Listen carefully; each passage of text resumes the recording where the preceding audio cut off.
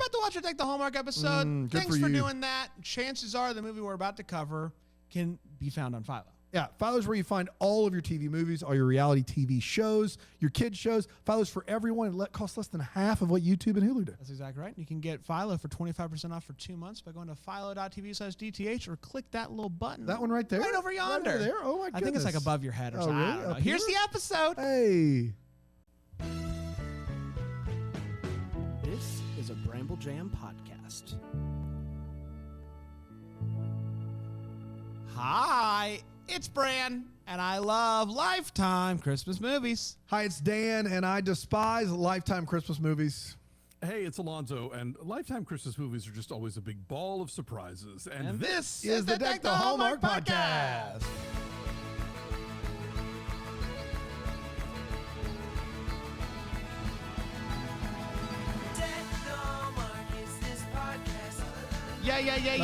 Yeah. Hi, everybody. Another Monday. You know, sometimes you get in the doldrums when Christmas in July is over. Like, you got to go back to August, September. It's 98 degrees we're outside. getting back to summer movies. Yeah, on Hallmark tomorrow. It's tough for you to do that. Yeah. Even though August is my birthday month, and I know you've planned something big. I don't want to. Big. And it's August 7th, so it's right around the corner, right? We're big So, birthday boys. Huge we love birthday our boys.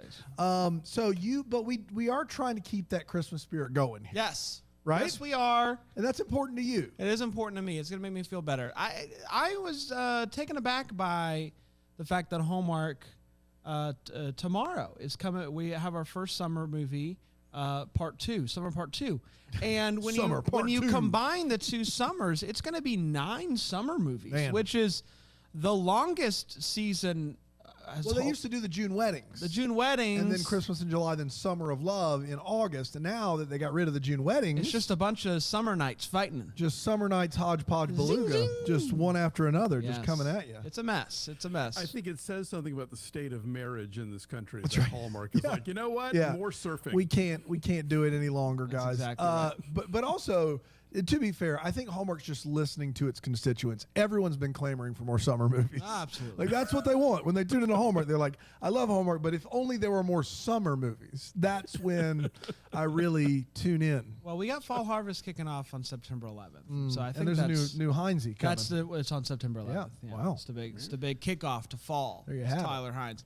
And who can blame him? Yeah, but we want to make as good a use as of the Lifetime Summer of Santas on the Philo as we can. Absolutely. You don't come up with a name like Summer of Santas Oh my gosh. and Did not that get a utilize it. second pass? Or was somebody's like, we could do Summer of Santas? And everybody's like, okay, that's fine. Let's just What's another?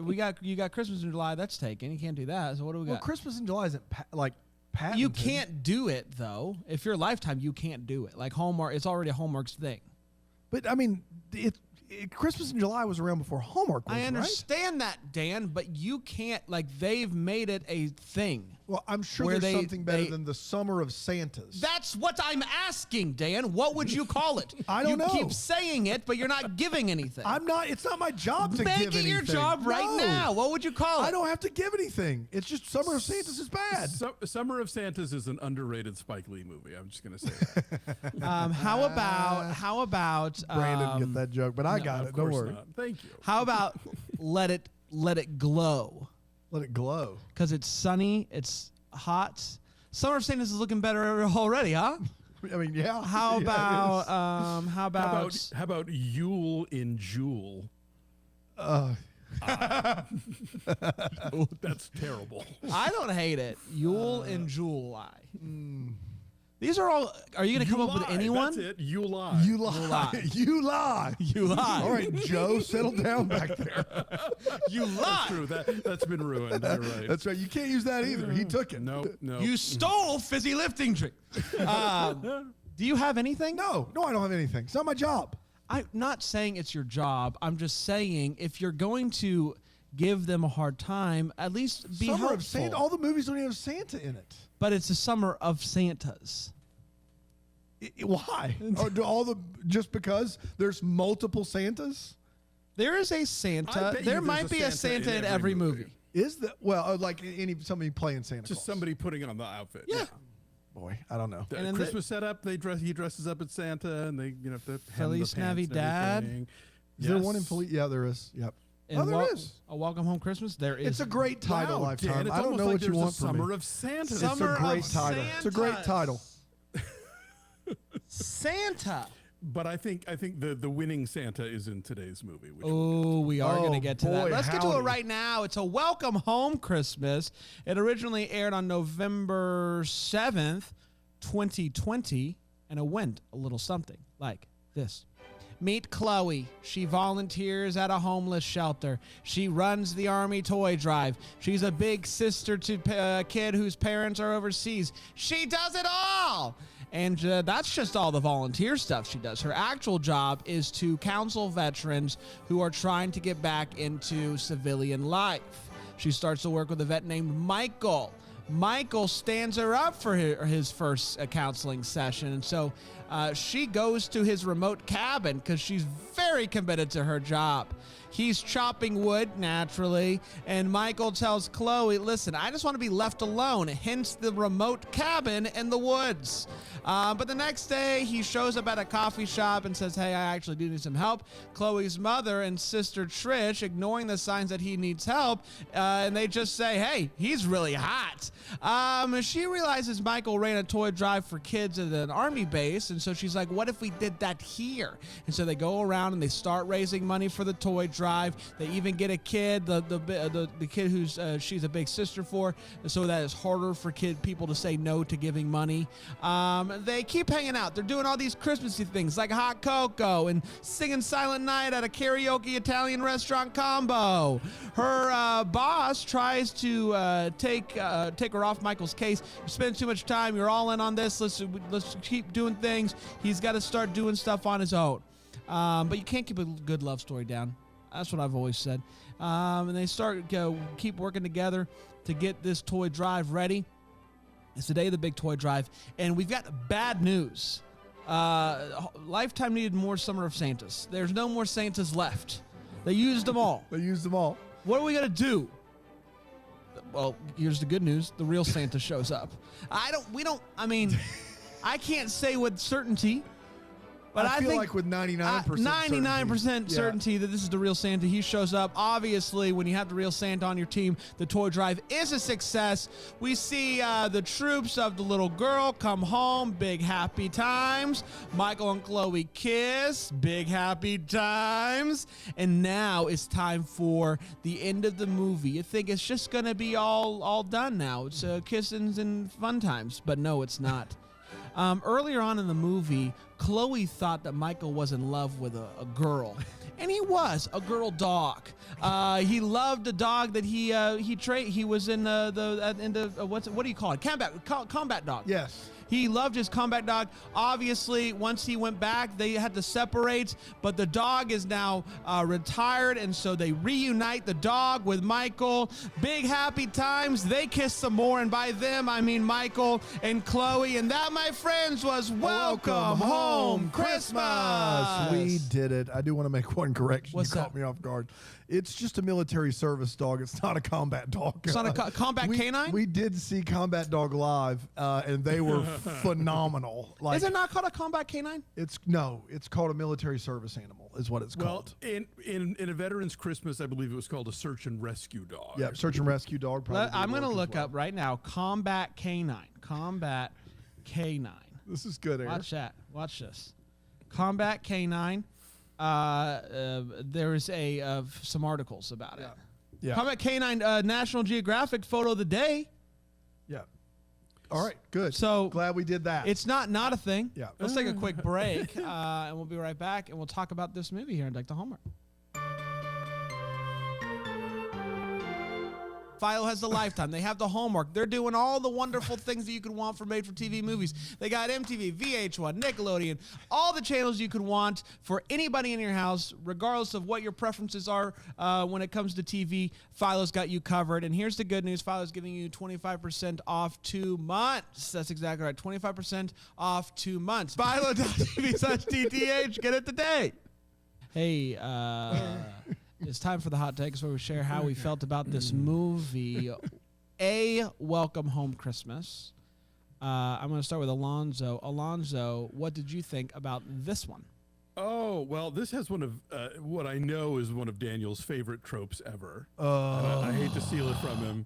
And it's the "Don't Make Me Sing" scene. Yeah, it sure is. I know you love it. Don't make me. I couldn't. Don't No, make me what? sing. Don't make me sing. Don't make me sing. Yeah, that's hilarious. This movie is. Look, I'll tell you, for one thing, certainly after the last few examples of COVID movies that we've seen, I think does a much better job of like filling in the spaces and not making it seem like they're in the middle of a ghost town. Like there are some, there's enough background to kind of not make it feel like it's completely isolated. I love a real Santa twist. I'm a sucker for that. Me too, man. The troops and real Santa, Hallmark would never. And a dog. And a dog. And a dog. Hallmark wishes. Yeah, they would not in a million years. So that all felt kind of bold. I think the main couple has chemistry. I don't entirely buy her as a veteran. And I think there are other issues about her character that we can get to in the Wait What's. But it's fine. This is median level, like, okay, sure. I will say, I expected a lot out of the hot take. What I didn't expect is any of us doubting whether or not someone served our country. I don't think you Didn't buy did. her. Well, okay. I've got more thoughts on that. Go ahead. No. I want you to give your hot take because you were glowing when real Santa showed up. Of course I was. Of course I was, because I'm not a monster. Real Santa is I love it. Anytime it happens, I love it. It's great, and I love the way I love that after he goes off into the alley and you see the shadow of him like disappearing or whatever, he flies away, whatever. And they just look at each other like, oh, well, that explains There it is. that. I mean, It's done and done. well, that explains You saw that it. sparkle. That explains it. So yes, obviously I love that. What I don't love is most of the rest of this movie. I don't love. I don't know, man. It is really. I don't know what it says about me as an American, but it's tough for me to love these troops movies. It just kind of like bums me out overall. And like I love a good troop homecoming as much as the next one. Like YouTube videos where they put a compilation definition logo. I love those. I love it when it's real, but it's just anytime it happens not real, it's just kind of like, oh, okay, well, nah. So it's just, I don't know. It just didn't work for me overall, but real Santa comes into town and makes everything better. So that's good. Gosh, this movie's awful. I mean awful. First of all, and I mean this in all sincerity, we have a lot of fun here on Deck the Hallmark. But we don't joke about the troops. We love the troops. Both of my grandfathers were troops. We think what sacrifice and service are important. However, when Lifetime decides to crap on the troops, there's nothing I can do about that because they have less regard for the troops than I do for mowing my grass. Like they literally talk about PTSD like it's nothing in this movie. In fact, she's supposed to be a psychologist or psychiatrist, and has a patient that she's falling in love with, and her mom and sister are just like, PTSD, dang, he's fine. Like they don't care at all. These are the troops, people. They're the troops. And do you know what they do to try to make it better? I've been slaughtered with the Christmas stick. We have homecomings. We have real Santa. We have a dog. It's absurd. And then here's the absolute crap sprinkles on top of this sundae. Everyone is scalding, burning up hot in this movie. They're sweating. They live in a town made of cotton, and they're sweating. Like it's not even like there's just giant tumbleweeds of cotton, and everyone is in 4 layers sweating. The movie was filmed in Nashville, Tennessee. And no one is comfortable. Everyone is hot. It's clearly the summer. They don't care about the troops, and they give us a troop homecoming and a dog. It is all-time bad for me. All-time bad. Yeah. Yeah, it's not a great movie, but real I Santa. have spent summer in Nashville. It is 1 layer is too many. 1 layer's too many. That's right. These poor folks. We need a Western Bulldogs uni at that point. Oh boy. Go Doggies. Go Doggies. Chris Hemsworth on the line? No? No, not this time. Hey, Chris Hemsworth, another part owner of the doggies, along with us. Zoom so- Zoom owners call later. Y'all have so much in common. That's right. Let's get to all the feels. Did we get any feels from this one, Alonzo? Well, let's see. I had Dr. Mike feels. I don't know if y'all noticed the troop in this movie is Dr. Mike from Christmas Wishes and Mistletoe Kisses, Yep. who's the guy that she should have wound up with Yes. in that movie instead of the billionaire. Dr. Mike. So I was glad that he got finally another chance to get the girl. Charlene Tilton and Tim Reed. Those are my nostalgia buttons. Like, I know for y'all, like seeing Jana Kramer is like, oh yeah, from One Tree Hill. Like, that's not my nostalgia. My nostalgia is Frank's Place and WKRP in Cincinnati and Dallas. And so like for those were nice. I thought the young girl was pretty good for this kind of movie. Like that could have gotten unctuous, especially the scene where she sort of pours it on to guilt the, store owner into contributing to the Operation Santa Claus fund. But I liked her. I like the fact that at one point they give her a mug of cocoa that is filled all the way to the top and covered in marshmallows. That's right. And not an empty cup. That never happens in these movies. Clear glass full mug can't lose. Exactly. There you go. This is weirdly the plot of A Charlie Brown Christmas, in that a therapist takes somebody who needs to commit themselves to an activity for Christmas, finds one for him to do. So that I thought was kind of funny, whether they intended it to be or not. And the thing with the red bloom flower I thought was very funny and it caught me off guard. Where he says, "Ha ha, gotcha." Gotcha. Yes, that's a funny bit, like because it's the kind of thing in one of these movies where yes, there would be this complication that like we can't move this tree because my wife and I planted it, and for him to like turn around like no, just kidding. I thought that part worked. So there were little things along the way, and of course, real Santa. Yes, of course, real Santa. Of course, real Santa. Man, I hated everything about all the stuff he just said. Aside from the little girl, who I thought was actually pretty good. Yes. What was My feels is also little girl related for this movie. So don't look at me that way. Don't look. I know it was a bad way to word it. It's the scene with the mug and the marshmallows. I love that scene, and I thought she was really funny in that scene because she's picking them off and she's eating them like she's really pondering life. And I just thought it was very funny. Cagey. They want her help, and she's like, I don't know. I don't know. What can you tell me? I I thought it was very funny, and then at the end, she just takes a drink, and the marshmallows are all. It was great. It was big fun. Maybe 9. Maybe 9. Wow. I still don't know how that ranking works. To be honest, with you. Alonzo has listened to this since I have, but I'm pretty sure in 2018 in a Veterans Christmas, I had a similar all the feels, which is this. These movies are terrible, and they try to play to some very specific heartstrings that work much better in real life. Having said that, A Dog Homecoming always works. It's not fair. I've been manipulated. It's not an earned feel, but you watch a German Shepherd get excited and give his owner a bunch of kisses. How do you not love that? As a dog person, like I'm all in there. I'm all in there. There's nothing I can do about it. Did I know it was coming? Yes. Can I believe they tacked it on to Troops Coming Home and everything else in Real Santa? Yeah, I can't believe that. But for me, it worked. That's all the only feels I have, though. That's it. Well, I'm proud of you. Thanks, proud man. of you for still. There's a great YouTube compilation of dogs coming home. Too. Those YouTube are my favorites. compilations. Delicious compilish makes them boys go loco. The dogs are coming home, and then the Santa says ho ho ho. We'll take a quick break. We'll be right here.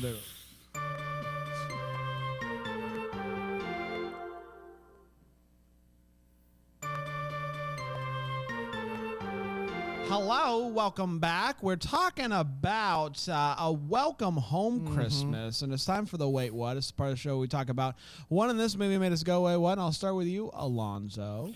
So yeah, to piggyback on what Dan said, the first thing I wrote down was, is this a movie about a therapist who starts a relationship with her client? Because let's not do that. Yeah. You know? Not even in the Army can you do that. No. Now, let me be clear about my thing about whether or not I buy her as a veteran, because I don't want to sound glib about this. Going back to Veterans Christmas, which we've now cited twice in this episode. Thank goodness. I'm making a hat trick. Eloise Mumford in that movie has a bearing about her. And granted, she's playing somebody who's like just out of the military. Yeah. Like this character's been out for like a year, but she has a way of standing. She has a way of speaking that feels like somebody who has just gotten out of the service, you know, where like you are expected to stand at attention, where like communication is very kind of direct, and you know, you meet people in life who have been in the service, and there's a certain way that they communicate, especially when they're talking to maybe that general is no longer her superior officer, but as her former superior officer, like she would be very, I don't know. There were things about it that I was like, she seems a little freewheeling for me. I never bought. It felt like a tack on to me. It felt like adding her as being in the service because the whole family felt like an added part to this movie that was just like, yeah, let's make her in the service. Yeah, too. I don't think they committed to that enough. I think like I don't think she went to the thing where they teach you, you know, where they teach actors like how a soldier would stand and how a soldier would do whatever, you know, like I didn't buy that off of her. So that's just, you know, whatever. No one ever seems to, or they kind of skirt around it a bit, but like for somebody whose entire job is to sort of like help veterans adjust to life back home and like, you know, figure out a new way to live and a new way to find friends and blah, blah, blah. Nobody ever talks about the fact that her coping mechanism is to basically give herself zero free time. That's right. Yep. Yeah. All she does is volunteer work 24/7. Like from the moment she wakes, like at 6 a.m., she's, you know, putting salt and pepper on the breakfast potatoes at the homeless shelter to, you know, going off and doing the toy drive and whatever else. And it's like, all that's great and all that is admirable, but like, from a therapeutic point of view, I think like you need some downtime, lady. Like you need a long bath with some candles and some, you know, some relaxing music or something. Like I think But when PTSD is the equivalent of a paper cut, your therapist is probably going to have the issues that she has. Yeah, exactly. Yeah, like you said, they treat the whole thing very glibly. But that just to me seemed like her incessant volunteering feels pathological by the end of the movie, you know. When she smiles and goes, "I will make time," we're supposed to feel like she's just a hero, but I was just like, "Oh man." I know. Well, there goes my 2 hours of sleep. I guess I'm not doing that now. So, you know, when they start going to, you know, pass the hat for Operation Santa Claus, and people are like, it's always the same story. We've already donated to other causes. Mind you, later in that scene, it is established that it is December 18th. That's right. That's right. Yeah. Yeah, it is the same People have story. already donated at that point. So, like, you should not be shocked. You need to hear find that. the big businesses looking to avoid tax evasion and fraud. Exactly. That's years running out. December You wanna get 18th. You got the people in the last 2 weeks whose accountants have just come and said, we got to find somewhere to get rid of $100 grand right now. That's where you need to be looking right now. Exactly. Fiscal is tick, tick, tick. That's right. And, you know, you need more than 72 hours. That's right. And then finally, like, okay, she's the best, you know, therapist, counselor, whatever they have. And she has one client at a time. Yeah. Because like she devotes her entire day that she's not doing all the other stuff that she does to this guy. And I'm like, to courting him. yes, well, that's yes, but still, it's like, what kind of workload do you have here? If this is your paying full-time gig, as they keep saying, that you have one client at a time. That's right. The best of the best All right. of the best. That's it. At the beginning of this movie, she gets applauded for seasoning potatoes, and I found that to be an interesting start of. We kicked that movie off with a bang. She's like, wait, oh, yeah. wait. Oh, yeah. Yeah. Oh, yeah.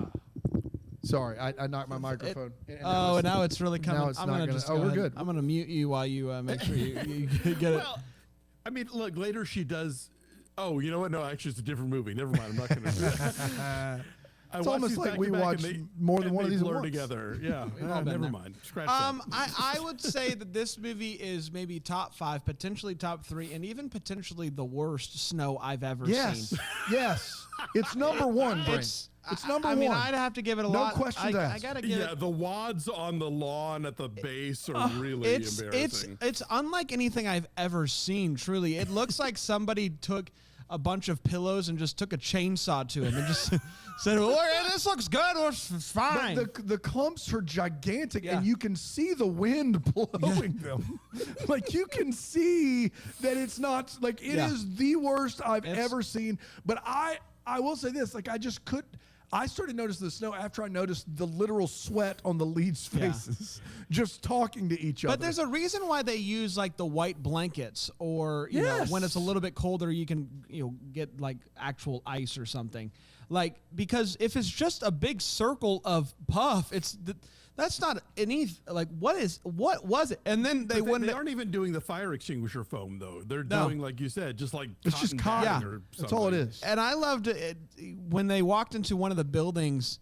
It looked like somebody had taken, I don't know, like white spray paint and just spray painted the front of the windows to make it look frosty, but it's like not frosty. Yeah, when they go into the woods to chop the tree down, one of the trees has gotten that spray paint. It's wild. It's the worst. I think it's Christmas camp. I think if I've seen snow. I think it's the worst I've seen. This is number one for me. It's not even close. He walks in, and maybe there's reasons for why he has his information, but they're going around and they're asking for money, and this lady at a toy store, she's like, no, we don't, we've already given or whatever, and he's like, well, why is it then that you're only giving less than 1%?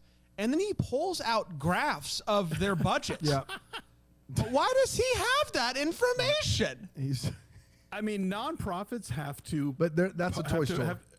I'm getting there. Nonprofits have to file their tax returns with, like, the city and stuff, and they are publicly accessible. But yeah, this toy store would not be unless there's some shady accounting going on. Yeah, it was. Maybe they need to get rid of that money. You know what I'm saying? They got to get rid of that. They got to get rid of that. They got to get rid of that money. That's all I got, Dave. Yeah. Can we talk about the all black font on pink paper flyer for the Christmas toy drive?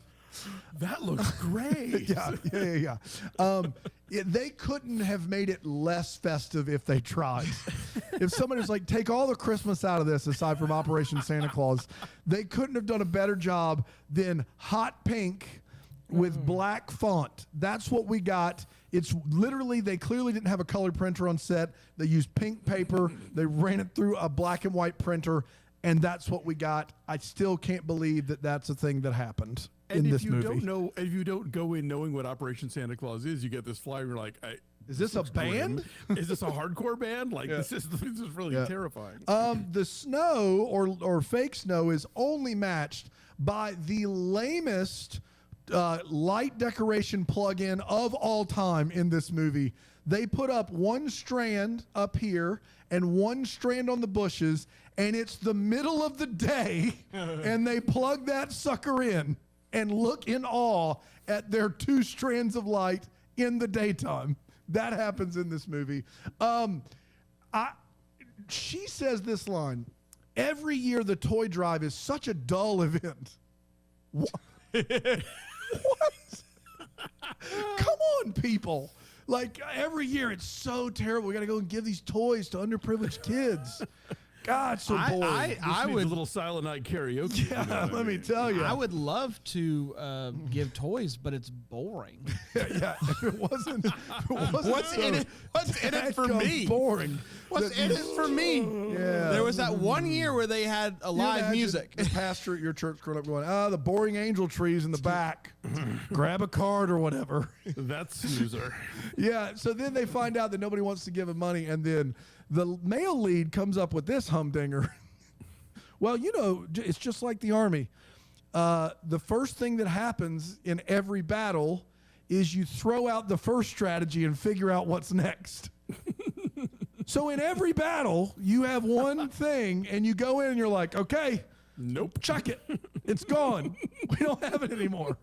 No one's ever successfully strategized for war on the first try, is what he's saying here. We plan for months, and then when we're done planning, we say, let's throw it out and let's get on the real plan now. Because everyone knows the first plan's pointless. Yes. What's the point? It's like the first pancake. I was going to make a joke about the fancy Italian karaoke place where they're calling people up and the Don't Make Me Sing, but the reality is karaoke is what Olive Garden deserves, right? Like if that's not a match made in heaven, I don't know what is, right? I would love. You're just If They Olive make a Garden microphone had that looks like a breadstick. Yeah, just haunching down on your breadsticks Dude, and salad. if Olive Garden had karaoke, are you man. kidding me? Good gosh. That would be awesome. Only way to make Olive Garden less appealing to me is just put all the salad in a trough.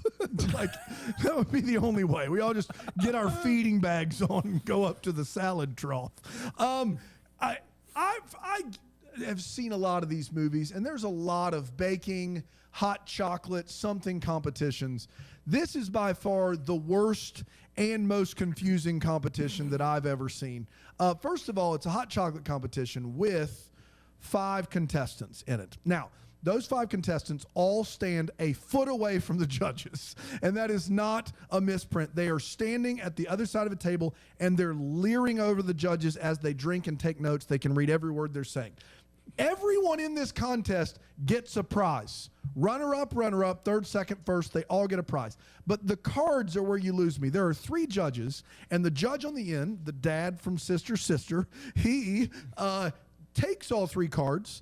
Presumably, each of these judges has voted with their card and hands them to the mayor. And the mayor proceeds to not look at all 3 cards to tally the votes. She looks at the first card and goes, well, the 2 runners up are such and such. Next card.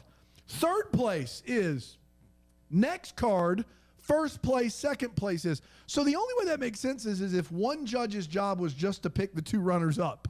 That's the only way that makes any sense. It doesn't make any sense otherwise. 0 time was put into that at all. But my favorite is the fact that when they sing Silent Night in the Olive Garden karaoke, they've memorized all the harmonies and they've never practiced it. It's not just memorizing the harmonies. Like harmonies, it's not hard. The amazing thing about this Silent Night is it's a rendition I've never. He's freestyling over top. He's doing Yes. some rounds. He's just like, got a run what if I going? kind of came in after and did a little echo? Here's what it was like in A Star Is Born with Bradley Cooper and Lady Gaga. Wait. Go on. These 2 meet each other at a bar one night and spend the night drinking, and they half write a song in the parking lot of a liquor store. And then the next day, Bradley Cooper's character is playing a concert live. Lady Gaga's washing dishes for her Italian family, and Cooper sends a car to come get her for the concert. Sure. And she's like, oh my God. And she gets in the car, she flies to the concert, and he brings her up on stage, and then they sing Shallow, and they crush it like they've been practicing for weeks and weeks, even though no time has passed. That is what I felt in this movie to a degree. They've just said Silent Night's my favorite carol, me too. And there's this understood connection, the one with the rounds and the runs and the different And then verses. you're going to come in. And Yeah. No, that is not an entirely accurate recounting of what happens in A Star Is Born. It is 100% accurate. No, she has already written that song, or at least partially written the song, and then he takes it and finishes it. But they've yet to practice it. They've yet to practice it. They met the night before. They've not practiced it. No time in the studio, any time at all. Brand's a musician. He knows you just show up and you sing it all perfectly. You show up and you do fine, yeah. Also, she's washing dishes in a restaurant. That's right. Oh, she's at he's at her dad's house. She's she's cooking for all of her dad's veto friends. You know what I mean? All is calm. All is calm. All is bright. I want to tell you all is bright. round your virgin. Oh man. Go ahead. That's all I You got. good? Yeah. Great. It's time for What the Hallmark is part of Lifetime. It's the part of the show we talk about what in this Lifetime movie we still have questions about that we would love some answers to. Alonzo, what are you wondering about? What's keeping you up at night? Well, as thrilled as I am they got together at the end, I'm wondering, like, is he ever going to see her again? Because she's still volunteering for everything on the planet.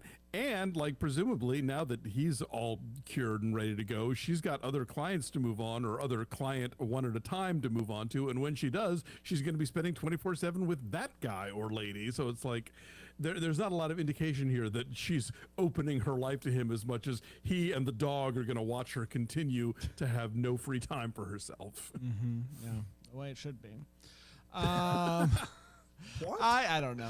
I know why this happened in real life, but in this world where he is the real Santa Claus, because he clearly is the real Santa Claus, why does Santa have a Southern accent? Oh, because What- it's Nashville. Stop. I know why it is the way that it is. It's reassuring, Bran. Yeah, It's why do you have one? I don't. Why do you have a Southern accent? I don't know why you have one. I don't think that I do. Maine, Florida, Do and I? South Carolina. Do I have a Southern accent? I don't know. Ish. I'm sure to some people I do. But obviously this movie was filmed in Nashville. This guy who played Santa's never had any other role. They found this guy. That's why he has a Southern accent. But in this world that we are living in here, where it's cold and wherever this is, and they get the real Santa to be Santa, why does Santa have a Southern accent? It's like that song, "Some Children See Him." Oh. Santa appears Yes. in a way that the people that can accept, and so if he's going to appear at a Southern Army base, then he's going to have a twang. It reminds me of a beautiful. scene in A Star Is Born. Just kidding. Yeah, Santa. I looked this Santa up because he is authentic, and this is the only movie he's ever appeared in. So maybe he's Santa Claus. I don't know. Maybe Santa's Southern. I don't know what to tell you. My other one is Dad, but Doug is what we call him in the movie, or reverse that. Her boss, who assigns her these people, his name is Doug, but I swear to you, she, for the majority of the movie, is saying Dad. I rewound it, and Bran agreed with me. She's saying Dad. In the first scene, I was like, this is her dad? It's a weird way for her dad to talk to her. And then we learned that her dad is deceased. And then the next time, it sounds like she's saying Dad. It does. I don't know what else to tell you. It's weird. You're not the IMDb. There's multiple people that brought this up in the reviews section. Really? Yeah. Fantastic. I'm not alone in Maybe this. this is part of her untreated issues. That's right. The movie is She just should not be gonna Dad, treated do Doug, anyone. Dad. It's Daddy Doug. Dad dug up. That's right. You gotta dig that up. That's right. We did it, everybody. Hey. Congratulations. Very excited. Next week, we're going to be talking about a very vintage Christmas. Sister, to keep the sister train rolling. The dad from Sister was in this movie. One of the sisters. Tia. Yeah. Tia's Lifetime, Tamara's Hallmark. Is that what's how I think things that's how have- it works. I Yeah. think, I think they both do both because she was in Gingerbread Christmas. That's right. Didn't they announce like one of them was going to be a home and family correspondent, and then like a day later they canceled that's Home right. and Family? Whoops. That's what did it, I guess. And for those of you keeping notes at home, Alonzo did say Tim Reed's name earlier in WKRP Cincinnati. Bran and I have insisted on saying the dad from Sister, yes. just to This show is you the that generation gap. That's gaps. right. Yeah, we're not talking about One Tree Hill. We're not monsters. When he said- it's sister. When he said Tim Reed, did you know who he was talking about? No, but you know what? When what's the W? WKRP Cincinnati. Yes, Yep. I did in some world know that he was on that show.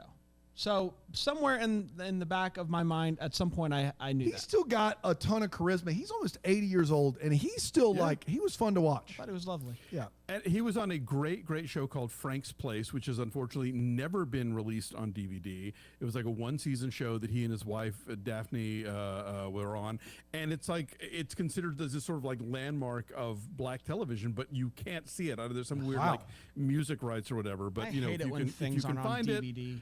I know. Well, or streaming or anything, you know. They can't find a VHS, nothing. Nothing. Not a Betamax. It's crazy out here. Alonzo. Do you want to give us any words of wisdom, or do you just want to be done with us Bob. forever? Like, what- Well, you know, yeah, I can't run away from this one fast enough. No, I just want to say that there are genuinely charities that deal with homeless veterans, which is a real issue, particularly among veterans of color, and so like they need that more than a toy drive. So find one in your area and support. them. Excellent. 100% agree. Toy drives are great, though. They're a little Toy dull. drives are- They're a little really dull. on toy They're a little boring. They are boring. Yeah. They're but, boring. If we could apart from pep that, it up a little bit. Yeah. Maybe put a little something in the punch bowl. You know what I mean? You could both and you never know. Why? Why you gotta? Why? Well, we might do the next all break. Merry Christmas. Deck the Hallmarks, a Bramble Jam podcast. It's presented by Philo TV. It's produced by Brandon Gray and recorded live in, Greenville, South Carolina. Set decor is by Plum at Haywood Mall. For more information on Deck the Hallmark, you can go to deckthehallmark.com. For more information on Bramble Jam Podcast Network, you can go to bramblejampodcast.com.